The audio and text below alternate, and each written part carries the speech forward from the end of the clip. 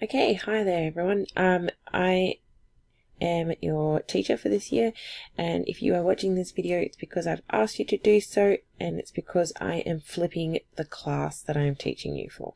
So this video has been adapted from Mr. Pete Whiting's version of this for his students and teachers, and I've just used that kind of template to help us out along here.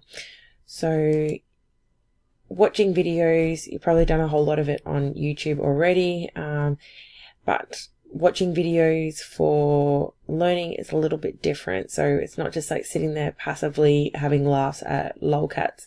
It's going to be you watching a video and making sure that you get a good grasp of what is coming up in the classroom. So just like our class, in class space, you will have a learning goal and success criteria, because that's what we do at school. In the videos, you will have a learning goal and a success criteria. And just like it is in the class space, in your individual space, I'll be expecting you to write your learning goal down at the start of each video session that you do. So you'll see the right next to the learning goal.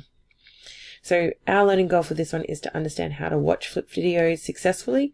And by the end of this video, you should be able to explain to me what you need to do when watching flip videos. So like class, write this. Cool. So here we are.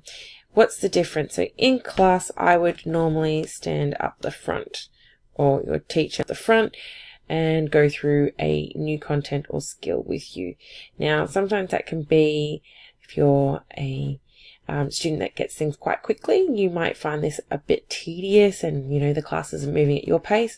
And conversely, if you are someone who is a bit needs time to process and go through things a little bit slowly, or you might not feel comfortable with the content because it's something that it's not a strength of yours, then you might find that this is going too fast, and you feel like you might be lost in the lesson. And then I would move from showing you an example of how to do it, showing you my thought process, or going through the knowledge or content. And then we would try and model something all together. And then at the end, it'd be your turn of the lesson. So that's when I get you to do some work in class, have a go, make some mistakes, because mistakes are valued, and have a go, get some feedback from me, make sure you're on the right path, and that's what you would spend your time. What we're doing in the flipped classroom is that you're going to be doing this I do and we do through the videos. So the I do is me, hi, in the little box here, helping you along and giving you some explanations of what you're doing. So you'll sit here with a device. It doesn't have to be a laptop. It could be your phone. It could be a tablet. I really don't mind. If you're really struggling to get tech, we can even give you the videos on a USB stick if you don't have internet connection. And you would have your pen and paper, and you would be watching the video. That's the whole point of this, and making sure that you're taking your notes so that you're coming to class after you've practiced your skills at home or in your individual space. Wrote down some questions if you've got any, because you might not be completely 100% with what we're doing in the, you might not feel like you've met the success criteria, so that we can discuss them in class, because that's what we're going to be able to do in class, is use that time to actually really delve into applying these skills and these content into more higher order thinking things, and so that you are getting a more deepening and enriching student-centered learning. So how to watch a flipped video. So I'm showing you I do. Before the video, I'll bring up all this stuff. It's going to be the individual space. So that's by yourself. So please make sure that you are finding, this is very important, because you want to be able to do it at your pace. So making sure it is at your pace, because that's the whole beauty of these flipped classroom experiences. You want to make sure that you have no distractions, because again, you're by yourself, and you might have to do this by putting yourself in a quiet space, and if you maybe get really distracted, you might need to put your headphones in.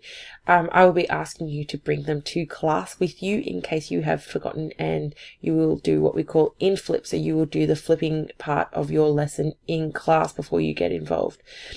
Make sure that you have the sound on. So if you have watched this without the sound on, you will not hear me say the hidden phrase, which is purple monkey dishwasher.